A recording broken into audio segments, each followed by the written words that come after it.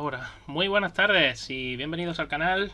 Y bueno, me habéis pillado justo montando todo el tinglao y me he encontrado con que Sergio me ha hecho la raid. Pues muchísimas gracias, Sergio, por esos 61 participantes.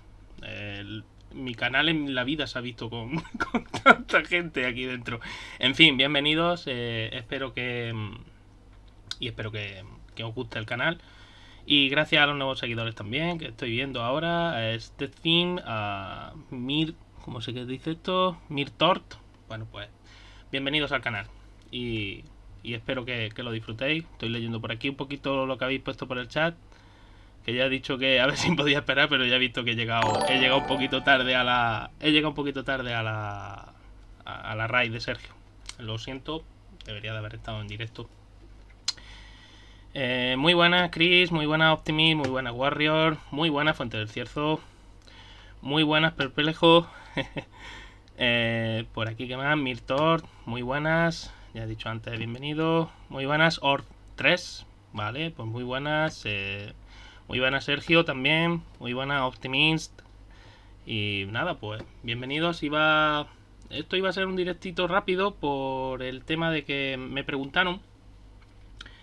No sé si los conocéis, son de un podcast que se llama Cars a la Carta, argentinos, son Edgardo Berg y Estefanía Ferreira. Y me preguntaron por privado que si les podía explicar un poquito así en un audio las diferencias entre bouncing, bottoming y purposing. Ahora que están tan de moda, ¿no? Por cierto, que no lo he dicho antes, gracias de por vida 3, pues gracias por el seguimiento. Y nada, bienvenido al canal y espero que te guste. Ya digo, me preguntaron bouncing, bottoming y porpoising. Entonces, pues como luego después me dio la idea Steffi pues para explicarlo, dice, si vas a hacer en un directo, si vas a explicar algo sobre la diferencia que puede haber entre los tres términos, que ya digo que los tres están muy relacionados entre sí, pues para grabarlo directamente el audio y que no tenga que mandárselo. Así que al final, con la excusa, pues he decidido, digo, mira, pues hago un directo y así nos vamos enterando un poquito. En fin, no me enrollo, no me lío, que luego después al final se nos acumulan las cosas. Vamos a ver ahora. Eso es. Bueno, esto que os pongo aquí de primeras lo he puesto ya en otros directos que he hecho anteriormente, pero lo vuelvo a repetir igualmente. Tenemos los tres ejes que definen el espacio, el eje X, el eje Y y el eje Z. Y tenemos los posibles movimientos alrededor de esos ejes. El movimiento del roll, o lo que es el momento, porque estos serían momentos, aplicado a lo largo del eje longitudinal del vehículo, el roll, o lo que nosotros llamamos balanceo. El movimiento alrededor del eje Y, ese momento que se aplica en el eje Y, que se llama pitch, que nosotros llamamos cabeceo. Y el yaw, que sería más bien un movimiento de guiñada, que es como se denomina en aeronáutica, y que bueno, puede valer también para vehículos. En realidad es simplemente el movimiento, es ese momento que permite el giro del vehículo. No hay otra consideración. Es un momento que se realiza alrededor del eje Z, y que el culpable de que ese momento aparezca es el mecanismo de dirección, simple y llanamente. Bien, diferencias: bottoming, bouncing y porpoising.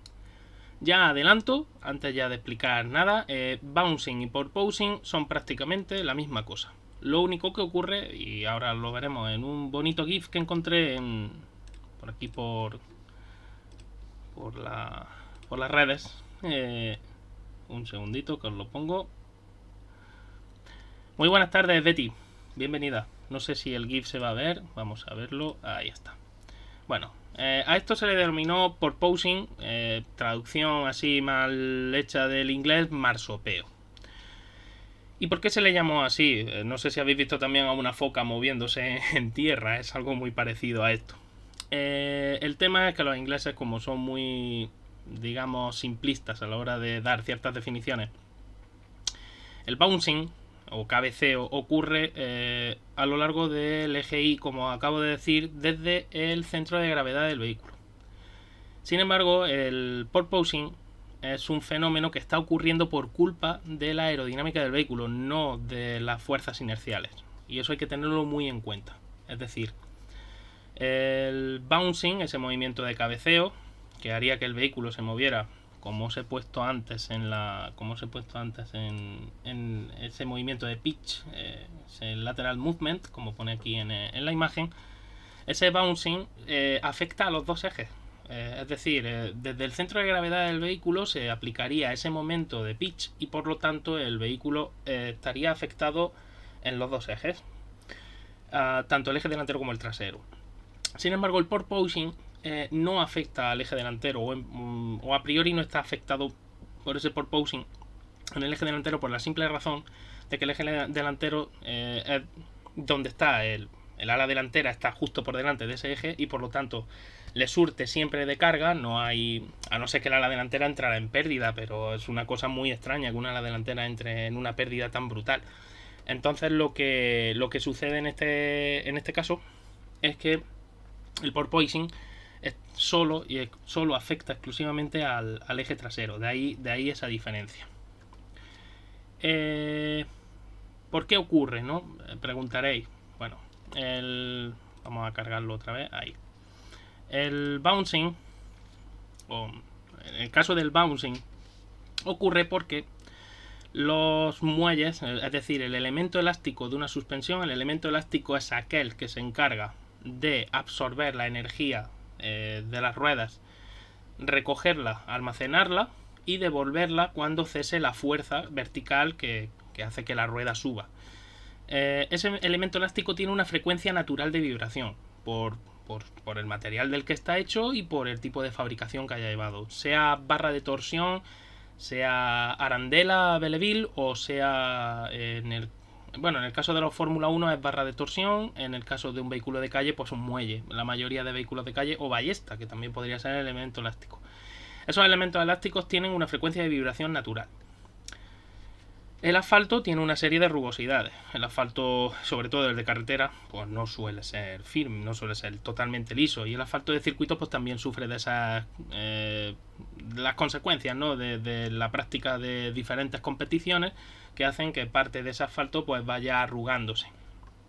Parecido la superficie a la de una, no sé si habéis probado la Matutano, las rufles onduladas, esas famosas que van haciendo así. Bueno, pues en ese sentido el asfalto pues sufriría de esas consideraciones, de esas irregularidades. El bouncing, el efecto de ese bouncing del vehículo ocurre porque la suspensión es blandita. Las suspensiones blandas o los muelles que se consideran blandos son muelles los cuales no son capaces de absorber, no tienen esa capacidad de almacenar tanta energía. Su comportamiento es más suave y también ocurre que tienen un recorrido. Ese muelle es un poco más largo, tiene una frecuencia de oscilación natural un poco más amplia y por lo tanto las rugosidades del asfalto pueden llegar a hacer que no es que entre en resonancia, pero sí a amplificar esa oscilación del muelle. Esto se evita con el amortiguador, ¿no? El amortiguador es el elemento que se encarga de absorber parte de esa energía de oscilación para que el muelle no trabaje, o el elemento elástico no trabaje de una manera brusca, y evitar así precisamente ese bouncing, o incluso evitar también otros fenómenos, ¿no? El tema ocurre cuando un vehículo de competición, sobre todo en competición suele ocurrir el bouncing, el famoso bouncing, es porque la suspensión se ha ablandado demasiado y el coche, bueno, pues de repente tiene un comportamiento mórbido y bueno, puede ocurrir porque el circuito, el asfalto esté muy irregular, se necesite que la suspensión sea más blanda para que los neumáticos copien mejor lo que es toda la superficie del asfalto y el vehículo pues no abandone la trayectoria. Con una suspensión muy rígida es posible que las ruedas llegaran a estar en el aire más de lo que deben y por lo tanto perderías mucho agarre. Al final esto es jugar un poco con las frecuencias de oscilación del elemento elástico, siempre me sale el muelle, porque es lo más... el muelle, digamos que es lo más visual, ¿no? Para cualquier persona, pues un muelle sabe cómo actúa. Una barra de torsión es algo más difícil de entender, pero bueno, ya digo, el elemento elástico y acompasarlo junto con el amortiguador. Es decir, si yo tengo un elemento elástico muy mórbido, necesito un amortiguador que sea más firme, para que no esté el coche haciendo lo que está haciendo aquí en imagen el de Leclerc. Con los coches de Fórmula 1, con el porpoising, ¿qué es lo que está sucediendo? Bueno, con el porpoising lo que está sucediendo es lo que veis ahí en imagen, en ese GIF. La parte trasera del monoplaza, porque en este caso es la parte trasera la que lo sufre, mucho más que la delantera. El flujo de aire inferior es un flujo de aire con muchísima energía cinética. Es un flujo de aire que además está trabajando a presión inferior a la atmosférica y por lo tanto está generando mucha succión. De repente se ve interrumpido. De repente ese flujo de aire se ve interrumpido, ese aire no tiene forma de pasar hacia la parte trasera de manera natural y busca otro escape. El problema, pues ese que estáis viendo. ¿Y por qué ocurre? Porque el ala trasera no deja de generar carga aerodinámica. Es decir, en un monoplaza, siempre lo digo, todo es un conjunto, y en este caso no iba a ser diferente. El ala trasera no deja de generar carga. El flujo de aire no se ha interrumpido por la parte de arriba, pero sí se ha visto interrumpido por la parte de abajo. De repente la presión es muy inferior a la superior, por lo tanto al final ese ala trasera termina por cargar mucho lo que es la suspensión trasera del vehículo y termina por hacer ese toque con el suelo. Cuando el coche toca con el suelo, el coche rebota y vuelve a generar otra vez esa succión, se vuelve, digamos, a levantar esa suspensión, volvemos a tener el mismo problema porque se vuelve a interrumpir el flujo y así sucesivamente, hasta que el asfalto se pone más liso o hasta que el coche disminuye su velocidad. O tercera opción, hasta que el equipo decide levantar un poquito la parte trasera del vehículo a costa de perder carga aerodinámica. Simple y llanamente. Eso por ahí. Ya digo, bouncing y porpoising son un fenómeno de cabeceo. Lo único que ocurre es que el porpoising afecta mucho más al eje trasero y el bouncing o cabeceo, como lo llamamos aquí en español, en España, afecta a los dos ejes. No digo que por igual, pero sí afecta de una manera más clara, ¿no? a todo el vehículo, porque el cabeceo se aplica sobre el centro de gravedad del vehículo. Sin embargo, en este caso, el porpoising ocurre sobre donde se inicia lo que es el difusor del monoplaza. Sabéis que este año el difusor ha visto adelantada su posición. El difusor ya no se inicia en el eje trasero del vehículo, donde estaba, prácticamente se podría considerar que desde la línea que marca el buje de la rueda trasera hacia atrás era donde comenzaba el difusor. Es decir, arrancaba el difusor de esos fondos planos el año pasado y anteriores. Arrancaba desde una línea vertical, desde el buje de la rueda trasera. Sin embargo, este año no. Este año se ha decidido que el difusor va a empezar adelantado a ese eje. Entonces, el porpoising es consecuencia de esa zona. Esa zona se denomina en inglés crack pressure, que no es más que un cambio de inclinación. Hay un cambio de inclinación en el fondo. Un cambio de inclinación brusco, podríamos llamarlo. Y entonces, digamos que ahí es donde se inicia el difusor, donde empieza la succión del difusor. El porpoising es consecuencia de eso, es decir, se aplica el momento aplicado sobre ese eje Y sería en esa zona, en ese área, no es como el bouncing. El bouncing se aplica al centro de gravedad del vehículo. El centro de gravedad de estos vehículos está un poquito más adelantado, está más cercano a lo que es el piloto, donde está sentado el piloto, que a esa zona, y por eso bouncing y porpoising son prácticamente la misma cosa, pero no son exactamente lo mismo. Ya digo, con la imagen esta que os he puesto al principio queda un poquito más claro el pitch, lo que es la inclinación hacia adelante, hacia atrás, ese momento de pitch, que es el que provoca el bouncing o el cabeceo, se aplica sobre el centro, repito, sobre el centro de gravedad del vehículo. Y el porpoising, el marsopeo, traducido así de manera muy sui generis, se iniciaría un poquito más atrás de ese centro de gravedad. Estaríamos hablando de una zona bastante más retrasada. Particularmente, bueno, pues el porpoising está siendo un problema. Ya sabéis que para los equipos está siendo bastante problemático. Y aquí os quería enseñar una imagen también del Mercedes. Como pone aquí esta cuenta Diego Alonso. Este bocado de aquí, no sé si os suena, de Alpine, cuando empezó al principio de temporada y en pretemporada a recortar en ese fondo. Luego después ya el diseño del fondo se decía que si recortaba o no recortaba. Bueno, Alpine ya diseñó ese fondo precisamente con esas entradas, o mejor dicho con esas salidas, con esos escapes para el aire, para evitar precisamente el fenómeno de ese cabeceo retrasado, ¿no?, del monoplaza. Particularmente, bueno, pues Mercedes ahora sigue enfrentándose a ese problema. Todos los equipos llevan con el problema desde más o menos principio de temporada. El tema es que, bueno, que los equipos han ido solucionándolo de una u otra manera o han ido mitigándolo, porque en realidad desaparecer no puede desaparecer por el tipo de diseño de estos fondos. Es algo que si tengo tiempo, de aquí a no lo sé cuándo podría hacerlo, pero posiblemente en una semana podría preparar algo ya más profundo para explicaros realmente cuáles son las razones por las que los diseños de estos fondos curvados de los monoplazas son susceptibles, ¿no? Es algo que se ha ido aprendiendo ahora con el tiempo.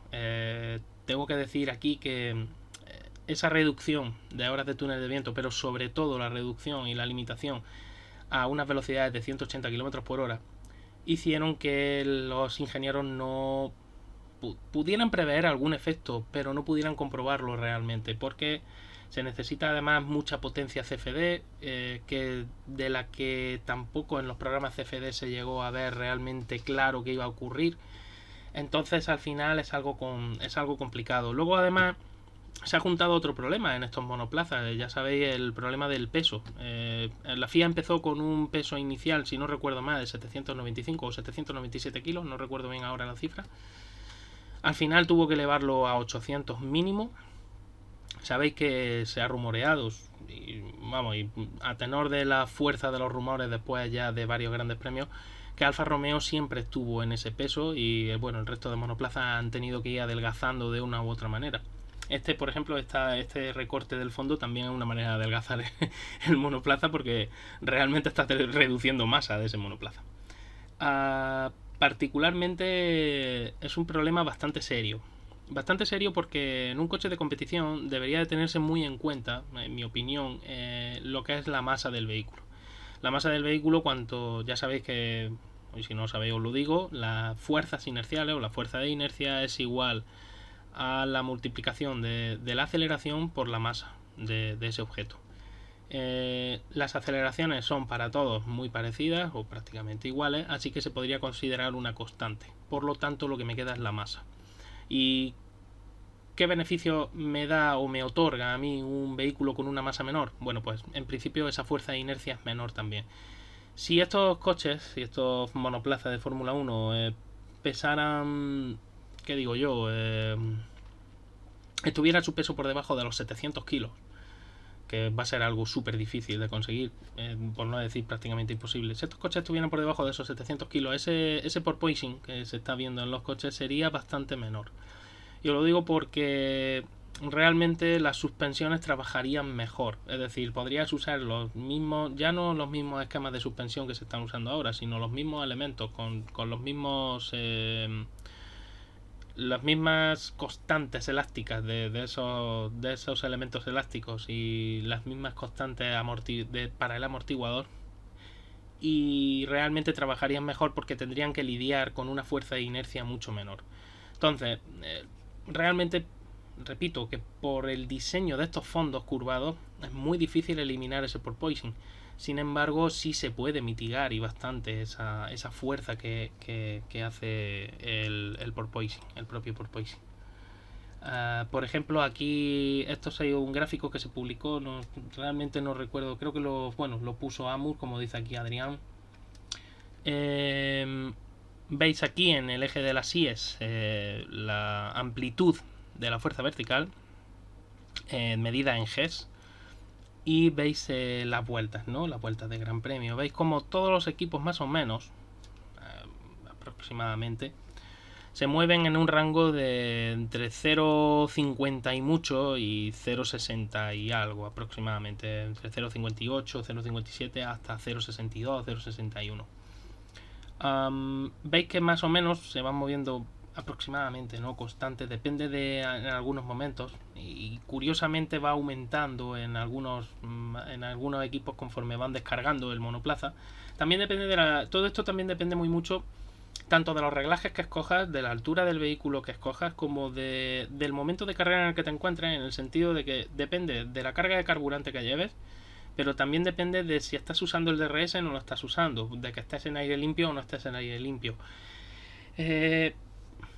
Al final este tipo de gráfico es más bien un poco orientativo, ¿no? Para la gente de cómo puede sufrir, de cómo sufren, ¿no? Este porpoising los monoplazas. Pero tampoco es tampoco es algo a tener en cuenta como si fuera ley. El Mercedes, sin embargo, se mueve en unas amplitudes bastante más grandes. De hecho, durante la retransmisión, y luego en GPK lo dije también, que el ruido de la onboard del Mercedes y el ruido de la onboard de Ferrari y otros coches me hacían pensar que el Mercedes, el porpoising es más crítico, porque ese ruido que hacía el fondo, tanto la frecuencia de oscilación como el sonido más potente. Hombre, lo del sonido se puede achacar también incluso a que yo el altavoz lo tenga un poco más alto o que baje un poco el volumen en otro momento. Se podría achacar a eso. Pero lo que no se puede achacar es la frecuencia. Ese sonido que va aumentando, ¿no? La frecuencia que va haciendo, en vez de ir haciendo así, pues ves que va haciendo así, ¿no? Entonces, realmente el Mercedes tiene un problema muy serio.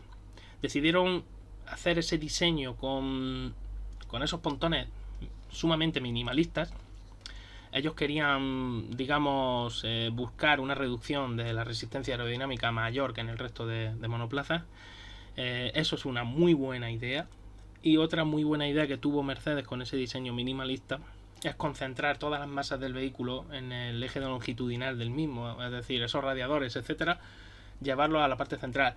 Y así dispongo de un canal aerodinámico, parte inferior y parte superior, para mejor control de esos flujos. Claro, el problema aquí es que el aire es muy caprichoso y el aire que viaja por la parte superior del monoplaza necesita ser guiado, porque sufre el aire de pérdida de energía desde que empieza desde el ala delantera y desde la punta de la nariz hasta que llega a la parte trasera del vehículo. El aire va perdiendo energía.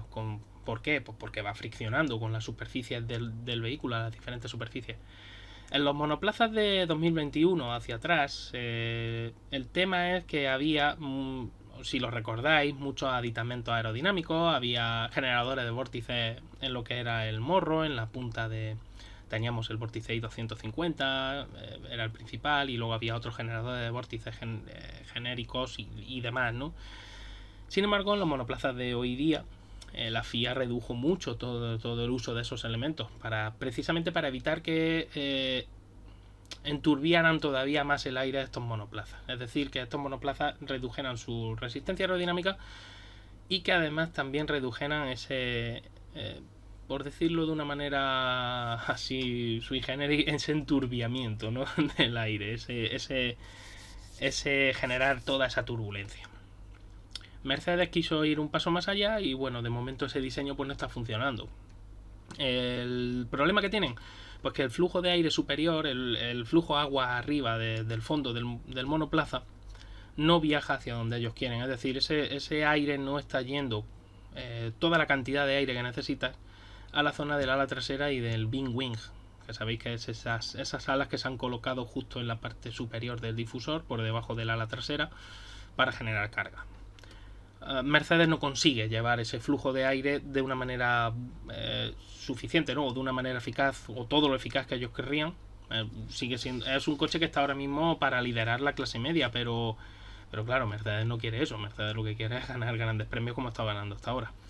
El el tema es ese. El tema es que ese flujo de aire no llega bien a esa zona. Y al final tienes dos problemas. Uno, que las ruedas traseras quedan muy expuestas a ese flujo y por lo tanto están generando resistencia aerodinámica, la cual además te está impidiendo poder lidiar bien con el tema del porpoising, porque ese aire que se ve muy perturbado por la rueda trasera también afecta al porpoising. Y al final Mercedes es el único equipo, si a tenor de estos datos, si los tomamos como, no los podemos tomar como fidedignos, pero sí podemos tomarlo como una referencia. Realmente Mercedes tiene una amplitud muchísimo mayor, y además que se va acrecentando conforme van llegando al final de carrera, porque el coche va levantando por culpa de ese peso, de esa pérdida de peso, mejor dicho. Esa suspensión va levantando. ¿Qué ocurre? Que ese aire turbulento que genera la rueda trasera se cuela en la parte inferior del fondo y por lo tanto provoca que el coche se levante con más virulencia, que es esa amplitud que estáis viendo, que no llega a 0,8 Hz, pero no está muy lejos aquí en este punto. Tienen un problema y serio. Gracias, Perplejo, por ese seguimiento y espero que os esté gustando la charla. Ya digo que particularmente Mercedes tiene ese problema más que otros equipos. Si os fijáis, los pontones de Red Bull, los pontones de Alpine, los pontones de Aston Martin ahora son muy diferentes, aprovechan mejor el efecto Coanda, ya que los generadores de vórtices ya no es como el año pasado, que se podían hacer otras geometrías y otras superficies diferentes. Este año hay que jugar un poco más con las formas del monoplaza. Es lo que hace Ferrari también, por ejemplo, esa famosa bañera, ¿no?, que tienen colocada en los pontones, o lo que hace Red Bull también con partes de su monoplaza. Ahora os enseñaré una curiosidad sobre Red Bull, el fondo, sobre todo lo que es la entrada a ese fondo. Y el tema es que Mercedes, bueno, ya digo, decidió llevar ese diseño arriesgado. Iban a tener un volumen mucho mayor de aire para poder generar carga aerodinámica, pero de momento no son capaces de lidiar con ese flujo agua arriba del fondo, y esa rueda trasera que está expuesta está perturbando ese aire y está provocando que el porpoising aún sea mayor, se vea amplificado por culpa de esa sobrepresión que se genera en la zona de las ruedas traseras concretamente. Así que bueno, Mercedes, ya sabéis, montaron, supongo que Sergio os lo habrá explicado mucho mejor de lo que yo lo puedo explicar, toda esa escenificación, ¿no?, que han hecho en Mercedes, con Hamilton, con la espalda, etcétera, etcétera. Ya cada uno opine lo que quiera. Yo sé que sí, el porpoising es un problema para todos los equipos. Y repito, a ver si tengo tiempo y miro fotografías de la parte inferior de los monoplazas y os enseño una serie de curiosidades para explicaros mejor por qué se produce ese porpoising. Y volviendo al tema, ya digo, de Alpine, de Red Bull, etcétera, esos pontones con una mayor superficie de control y con efecto Coanda, podríamos decir, pues tienen la ventaja de que el aire les cuesta menos trabajo copiar esos contornos. Si a eso añadimos el uso de las branquias para que el aire que sale por esas branquias generen unos pasillos de corriente para que el aire más frío y más denso vaya por donde a ti te interesa, pues consigues que tu coche tenga una mayor facilidad para poder generar carga aerodinámica. Repito que la solución de Mercedes es muy buena, ingenierilmente hablando. El único problema es que cómo lidias con esas amplitudes de oscilación. Estamos hablando de unas fuerzas G similares a las que puedes realizar tú con tu coche de calle frenando a fondo. Vosotros, si habéis experimentado alguna frenada a fondo y sobre todo de pasajero, no conduciendo, habréis notado que de repente os vais para adelante. Y estamos hablando de que suele ser eso, aproximadamente. Si me recordaron el otro día que el ABS suele saltar alrededor de 0,8 Hz de aceleración negativa aproximadamente. Así que teniendo en cuenta que un coche de calle como mucho puede llegar a una G, 1,1, 1,2 G en el mejor de los casos en frenada, pues si estamos hablando de por encima de 0,75 en picos de por encima de 0,75, y esto es un esfuerzo repetitivo para las espaldas de los pilotos, la verdad es que estamos hablando de un problema. Buenas tardes, What a Rocket. Y ya digo, el tema es serio, el tema es para tomarse en serio. Ahora, tanto como toda esa escenita que montaron Toto y Hamilton, pues bueno, ellos sabrán, ¿no? Como se suele decir. Os quería enseñar también, bueno, antes de adelantarme, sí, todas las previas, porque ahora como va a ser la clasificación, ahora a las 10 de la noche, para que veáis un poquito las previas que presentaba Pirelli, esto fue antes del viernes. Veis que es un circuito puro de tracción, sí, es un circuito stop and go prácticamente. Curvas de alta velocidad o de que son gran carga no hay. En el Gilles Villeneuve es un circuito sobre todo con eventos de tracción más que eventos laterales. Frenada ya veis, también un 5. De hecho, los frenos aquí históricamente siempre han sufrido bastante.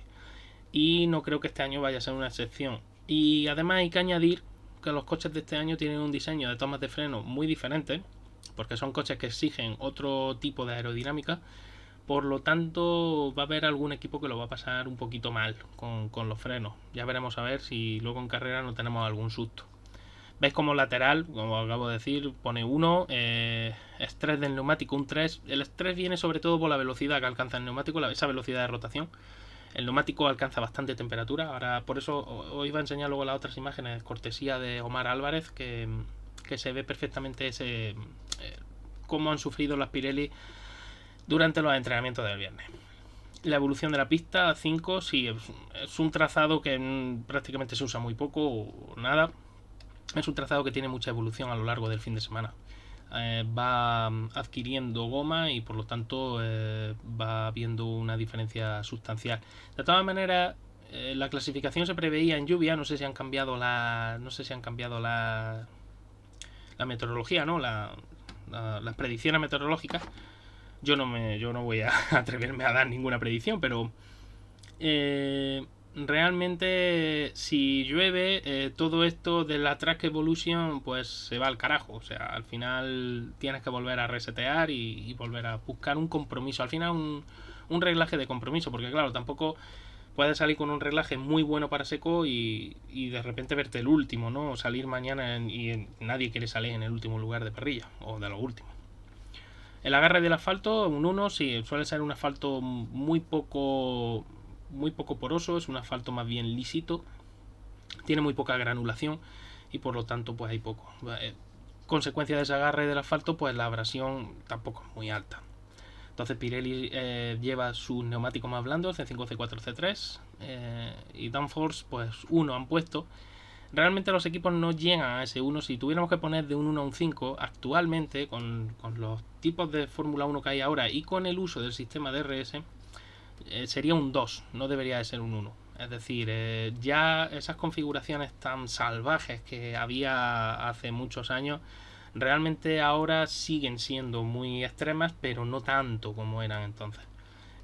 Yo recuerdo años en los que en Monza, incluso en el plano principal del ala delantera, el ángulo de ataque llegaba a ser invertido. Es decir, si este fuera el sentido de marcha y el ala normalmente está así, en Monza se llegaban a colocar incluso, hombre, esto es una exageración, no tanto, porque estamos hablando a lo mejor de un grado negativo aproximadamente, pero es curioso porque se llegaban a utilizar para poder conseguir un poquito más de punta de velocidad al final, y las alas traseras eran prácticamente un estabilizador de cola, como los que se usan en Indy 500, por ejemplo.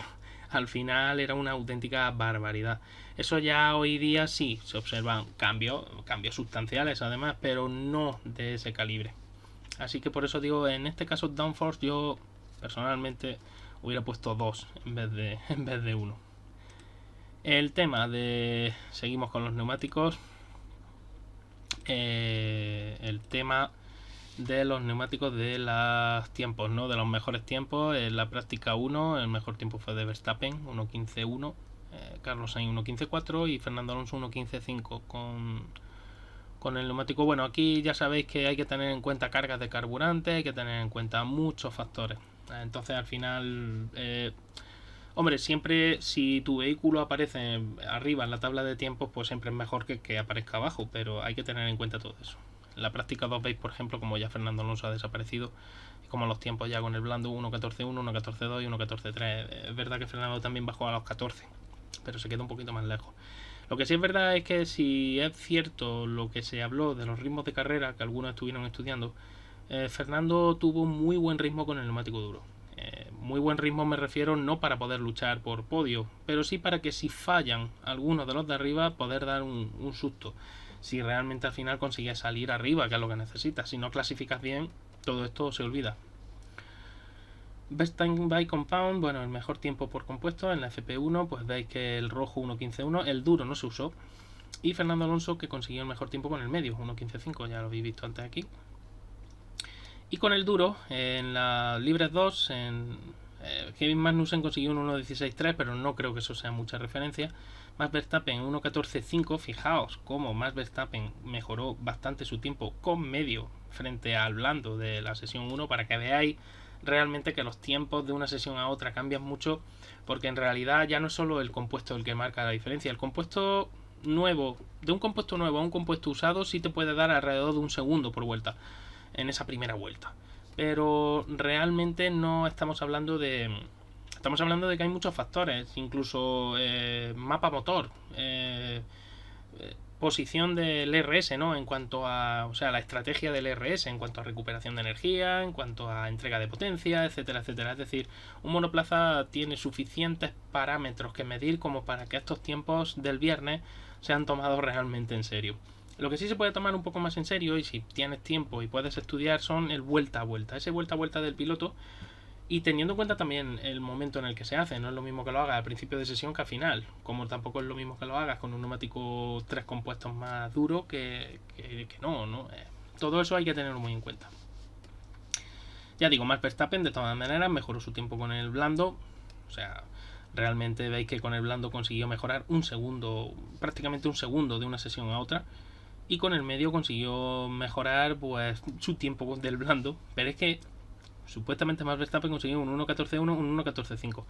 Y os digo esto porque Pirelli, las mediciones que hizo el viernes, considera que el neumático blando, o sea, el más rápido de una vuelta, lógico, el medio es solo medio segundo más lento y el duro sería un segundo más lento que el blando. Es decir, estarían medio segundo cada uno, o sea, medio segundo cada paso.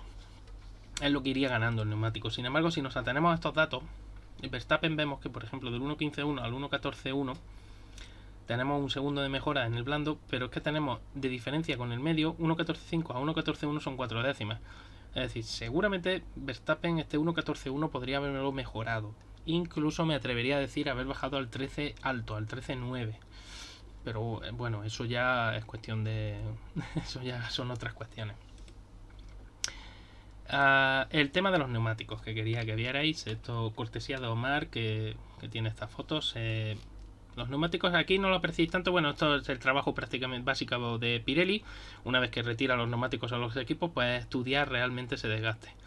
Ya sabéis, raspan con esas herramientas que tienen para poder sacar todo lo que es lo que se considera el ¿cómo se llama? El pick-up. La goma que va recogiendo el neumático porque está muy caliente y se va formando esa capa por encima del neumático. Bueno, pues esa capa se retira y entonces se mide lo que es la profundidad de esa banda de rodadura, lo que queda realmente de banda de rodadura.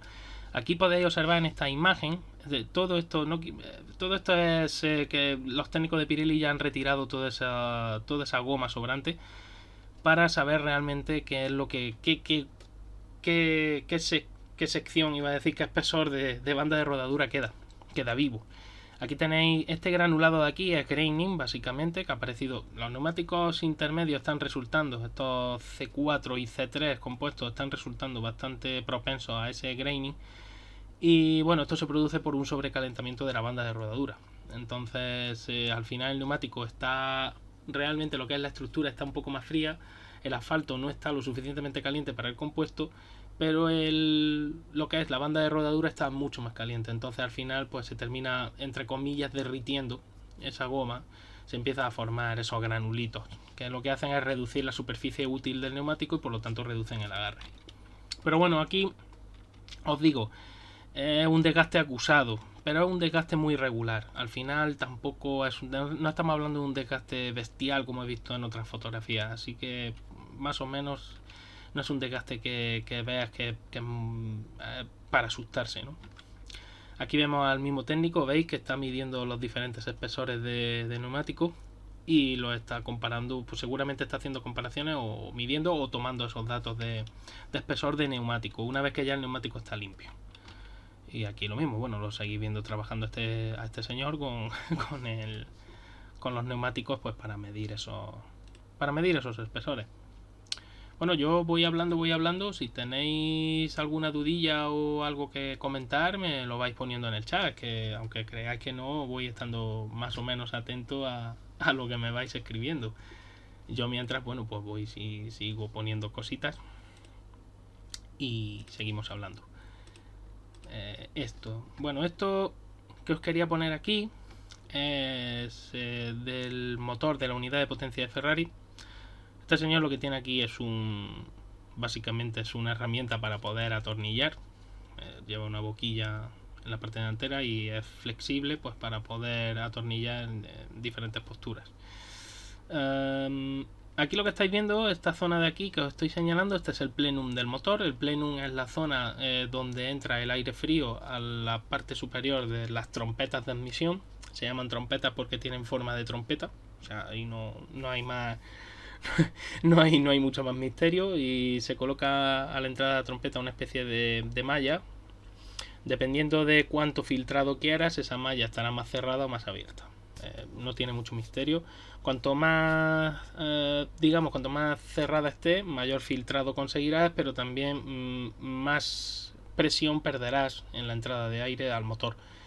Cuanto más abierta esté esa malla, que haya más hueco, pues menos filtrado conseguirás, pero a su vez sí conseguirás mayor presión interna en el cilindro y por lo tanto conseguirás más prestaciones. Ya depende de lo que quieras. En los coches de calle, ya sabéis, no es así. En los coches de calle llevan un filtro hecho de papel generalmente, con muchos pliegues, porque no importa tanto esa pérdida de carga en el aire como si importa en un motor de competición que cada caballo es importante. Simplemente os la quería enseñar como curiosidad para que veáis un poco el empaquetado de la unidad de potencia. Lo que está ahí apretando este señor es la zona de la culata, y es posible que esté atornillando parte de la tapa o incluso a lo mejor bujías. Puede ser cualquier historia. Bueno, bujías no, las bujías normalmente se suelen apretar directamente, suelen llevar la rosca a la propia bujía. Y bueno, veis todo el berenjenal de todo lo que es la hidráulica del vehículo y toda esta zona de aquí, que es la que va hacia el turbo, hacia la turbina propiamente dicha, y el compresor. Este aire que viaja por toda esta zona de fibra de carbono es aire limpio, es aire de entrada al motor. Aquí abajo también lo veis, todas estas tuberías son tuberías de aire limpio. ¿Por qué son de aire limpio? Porque están fabricadas en fibra de carbono. Por eso lo sé, porque los gases de escape están muy calientes y los gases de escape se cargarían, harían que esta fibra de carbono delaminara en pocos segundos.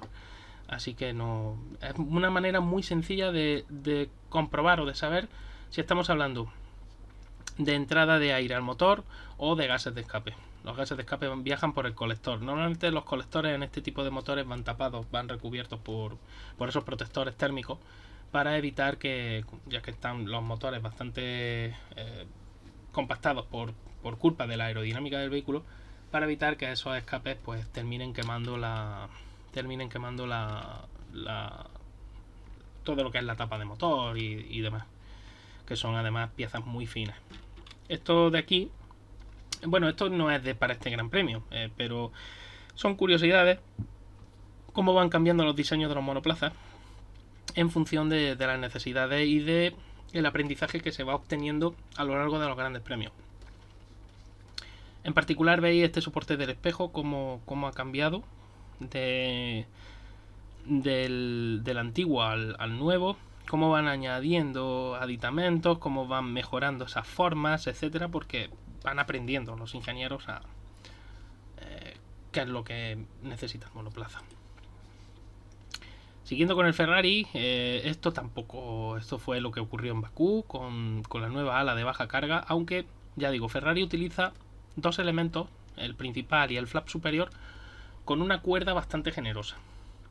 El tener una cuerda bastante generosa lo que le otorga a Ferrari es una capacidad de generar carga con ese ala bastante mayor, porque digamos que se pueden aprovechar mejor las superficies del Intra 2 y el Extra 2. Para el que no lo sepa, Intra 2 es toda esta cara de aquí que estáis viendo. Toda esta superficie de aquí sería el Intra 2 del ala. Y esta superficie de aquí superior. Y el Extra 2 sería toda esa zona inferior. Lo mismo que la zona inferior del plano superior. ¿Por qué se llama Extra 2 e Intra 2? ¿O cómo sabemos cuál es el Extra 2 y el Intra 2? Bueno, pues normalmente el Intra 2 es donde se genera la carga aerodinámica, donde hay mayor presión y donde la velocidad es menor. La velocidad del aire es menor. Y el Extra 2 es donde la velocidad del aire es mayor y donde la presión disminuye. Es bastante fácil. Entonces, en un ala de un Fórmula 1, en un alerón, el Intra 2 es la cara, normalmente es la cara superior del alerón, y el Extra 2 es la cara inferior. En un ala de avión ocurre todo lo contrario. En un ala de avión, el Intra 2 sería la cara inferior de ese ala, la que da hacia el suelo, y el Extra 2 sería la cara superior de ese ala. Pero ya digo, el funcionamiento es exactamente el mismo. Extra 2 acelera el aire, Intra 2 frena ese aire. Aumenta la presión en el Intra 2, disminuye la presión en el Extra 2. Entonces al final se genera una carga. En este caso en los Fórmula 1, vertical, una carga vertical hacia abajo. En inglés llamada downforce. El tema. Veis cómo cambian esas geometrías. Pero en realidad lo que es la forma principal del ala de Ferrari sigue siendo muy parecida. Es decir, esa forma de cuchara que le han dado en Ferrari tan sumamente acusada. Y bueno, Ferrari apuesta por generar más carga aerodinámica que sus rivales. De hecho, es un coche que genera mucha carga aerodinámica. Es un coche que en curvas rápidas y en zonas reviradas es un coche que va muy bien. Además, es un coche que le han dotado de cierta agilidad para la rotación, aunque luego eso le perjudica en el tema del porpoise. Pero bueno, eso ya digo que a ver si tengo tiempo algún día y hago un vídeo en condiciones hablando de ese tema del marsopeo. El tema, ya digo, Ferrari prefiere usar un ala con una cuerda, alas con una cuerda mayor que otros equipos. Por ejemplo, el ala que se vio de Alpine, ese flap superior era con una cuerda bastante más corta. La cuerda, para que todos aquellos que no lo sepáis, es la línea que une el punto de tangencia de la parte frontal con el borde de fuga, es decir, borde de ataque, el punto de tangencia del borde de ataque, porque sabéis que las curvaturas del Intra 2 y del Extra 2 son diferentes, lo que pasa que son tangentes en un punto, en el borde de ataque, y son tangentes en el otro punto, en el borde de salida. Bueno, pues esos dos puntos de tangencia, si los unimos con una línea recta, esa es la cuerda. ¿Qué es lo que me otorga o qué capacidades me otorga una cuerda mayor? Bueno, pues si yo tengo una cuerda mayor puedo jugar mucho más con esa forma geométrica del ala. Puedo darle una curvatura más suave o puedo darle una curvatura más agresiva, pero tengo mayor longitud para poder jugar con las diferentes inclinaciones, ¿no?, de esa curvatura. Sin embargo, con una cuerda más corta no dispongo de esa longitud y por lo tanto me veo muy obligado a tener que usar ciertas formas muy, muy concretas. Iba a decir dificultades, no, en este caso desventajas de usar una cuerda mayor. Bueno, pues primero, la primera desventaja, tengo un sistema que pesa más, porque tengo más masa. Mi ala es mayor, tiene un mayor tamaño y por lo tanto mi sistema pesa más. Es por lo que Red Bull, por ejemplo, prefiere usar un flap superior con menor cuerda. Aunque luego eso pues también le perjudica en otros temas, pero eso ya es otra historia. El tema de Red Bull, que también quería comentarlo, esa entrada de aire a la parte inferior del monoplaza, lo que es el fondo curvado, porque en realidad son fondos curvados. El tema es que Red Bull ha ido variando esa geometría de estas, digamos, estas vallas que tenemos aquí a la entrada, que básicamente son pues derivadores de flujo y generadores de vórtices. Al final lo que pretendes es que el flujo vaya ordenado y sobre todo que no se desprenda del fondo, de esa cara inferior del monoplaza, para que vaya a donde a ti te interesa, que llegue al final del monoplaza y que llegue con energía, con velocidad, que no pierda energía por el camino, o que pierda la mínima energía posible. Energía va a perder igualmente. Bien, tenemos todo este berenjenal, por decirlo de alguna manera. Tenemos las tres que presentó la FIA, pero Red Bull además se inventa este plano exterior, ¿no? Que sería el que cerraría, ¿no? El que haría un sellado de esos canales. Red Bull lo alarga por encima de lo que es la parte superior del fondo. Veis que utiliza además como, digamos, como un labio hacia arriba, ¿no? Como si estuviera doblado así hacia arriba. Pues básicamente también pues para que el aire se divida bien en esta zona y no haya problemas. Y luego esta zona de aquí lo que hace es derivar flujo de aire que va por la parte exterior del monoplaza. Lo que hace es generar vórtices en esta zona, aquí y aquí. Lo mismo que hacía aquí y aquí. Esto no hace nada más que generar un vórtice. Y un vórtice que visto en esta fotografía, si miras de frente a la fotografía, sería en sentido contrario a las agujas del reloj. Y lo que haría es hacer que ese aire que intenta salir hacia afuera, que intenta irse fuera de la parte superior del fondo, vuelva otra vez hacia adentro. Es decir, vuelva a tener otra vez una cantidad determinada de aire. Esto es muy interesante. Este diseño es muy interesante por parte de Red Bull y es una de las cosas que más me atrajo desde que lo vi en los test de pretemporada. Es algo bastante interesante. Y luego también, bueno, estas geometrías que han ido cambiando a lo largo de los grandes premios, que Red Bull ha ido evolucionando y que todas estas curvaturas, ya digo, no son baladí y todas tienen su sentido.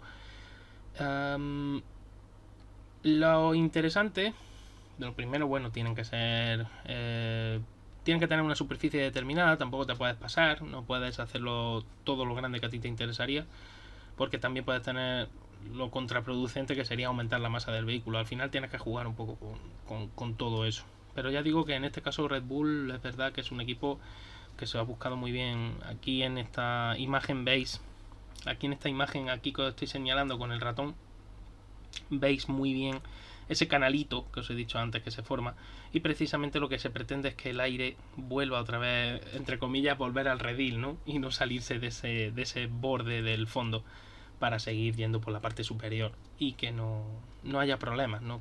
Que no genere luego problemas más adelante. Bueno, esto ya era lo del porpoising. Pues creo que ya prácticamente ya os he enseñado todo. Me pido otra vez con este GIF que me ha gustado de cuando el porpoising, pero vamos, básicamente ya digo que el tema es ese.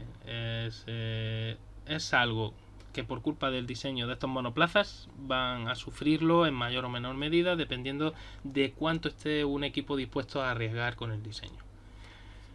Muy bien, bueno, Guatarroques, pues nada, que sí, yo ya sabéis que luego lo cuelgo también en mi canal de YouTube, así que no hay ningún problema. Lo podrás ver tantas veces como quieras, hasta que te aburras del directo. En fin, pues por mi parte poco más que comentar. Básicamente pues que era todo esto lo que yo quería comentar y por poco más, ya digo. Tampoco voy a alargar mucho más este directo, que no quería tampoco que fuera muy largo. Y voy a mirar a ver quiénes hay conectados. Si tenéis alguna sugerencia, si queréis para hacer la raid, me podéis decir por aquí por el chat si tenéis alguna sugerencia a quién hacerle la raid y voy mirando a ver quién. Nos vamos a despedir con esta imagen o con esta, sí, con esta de la tabla del porpoising. Sobre todo porque llama mucho la atención la línea de Mercedes, cómo aumenta, de qué manera tan bestial aumenta. Y llama también la atención, no lo he comentado antes, pero lo comento ahora. Veis cómo baja un montón el porpoising en las últimas vueltas, tanto para Alpine como para Mercedes, como para McLaren, perdón. La historia es que se puede jugar con los parámetros del motor, etcétera. Acordaos cuando a Fernando le rompieron parte del pontón, parte de la tapa, ¿no?, del pontón que se vio, y parte del fondo, que fue lo que le hizo abandonar en Imola. Pero vimos ese agujero, vimos todo el hueco que había en la parte trasera del pontón, que hubo gente que dijo, bueno, y ese hueco, tanto hueco, el McLaren también tiene bastante. Bueno, pues ahí tenéis una de las razones. Aquí tenéis en el gráfico, veis que os lo voy a señalar en el gráfico, esta zona de aquí, esta curva de aquí que baja, y aquí también, veis que de repente se baja muchísimo la amplitud, perdón, no, la frecuencia no la sabemos, baja muchísimo la amplitud de oscilación. Bueno, pues pensad un poquito, porque ya os puedo adelantar que esa tapa motor abultada que permite ese hueco en la parte interior, y como si no estuviera aprovechado, ¿no?, como si no estuviera bien aprovechado, en parte esto de aquí es responsabilidad precisamente de dejar ese volumen de aire libre de elementos internos en el vehículo, y poder hacer un diseño de canales inferiores un poco diferente al resto. Entonces, esto de que pueden encender o apagar el porpoising, entiéndase conectar o desconectar, no es que sea un mecanismo que yo le doy a una palanquita y el coche de repente cambia, no, pero sí se puede jugar con el flujo de aire interno de alguna manera, con el motor, para que ese flujo de aire interno cambie, y al cambiar esas presiones cambie también la presión inferior en el monoplaza, y el monoplaza pues sufra también ese cambio, y no haya esas oscilaciones tan bestias. Pero bueno, eso ya digo que lo dejaremos para más adelante. Bueno, veo que no me ponéis nada, pues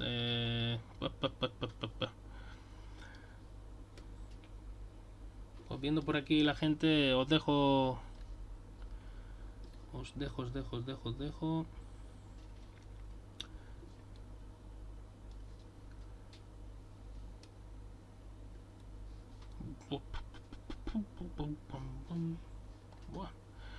la verdad es que no sé con quiénes dejaros. Si no me dais sugerencias, estoy más perdido, como decía, más perdido que una cabra en un garaje.